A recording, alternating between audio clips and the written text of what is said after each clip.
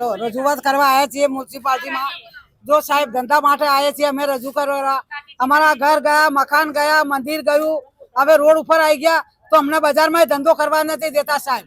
હવે ધંધા વગર અમે શું કમાઈને ખાઈએ? કોઈ ધંધો અમારો બાકી રહ્યું નહીં। ઘર ગયા, મકાનના ભાડા કઈથી ભરીએ, છોકરાઓને કઈથી ભણાવીએ? ધંધા વગર શું કરવાનું અમારે? કોઈ ધંધો આ 1.5 વર્ષથી એમને બેઠા બેઠ છે। મકાન ગયું, ઘર ગયું, ચોકડી આખી ગઈ અમારી, તોય અમે મ્યુનિસિપાલિટી વાળાને અરજી નહીં કરી કે ભાઈ બધું ગયું અમારું। પણ હવે અમારો ધંધો છીનવી લીધો તો ધંધા વગર બૈરા શું કમાઈને ખાય? આખી ટૂંકી ગલી શું કમાઈને ખાય? હવે ધંધો હોય તો ટૂંકી ગલી કમાય, ધંધા વગર શું કમાય? છોકરાને કઈથી ભણાવે, ભાડા કઈથી ભરે? માલવાળા વેપારીઓને શું આપે? તો વેપારીઓ તો છોડે નહીં, વેપારીઓને પૈસા આપવા પડે, છોકરાઓને પૈસા આપવા પડે, ભાડાવાળો છો પૈસા આપવા પડે। તો હવે ગલીમાં એમને રહેવા ના દે, મકાનમાં રહેવા ના દે। મકાન તો ગયું, ચોકડી ગઈ, મંદિર ગયું, ઘર ગયું, બધું જ અમારું ગયું।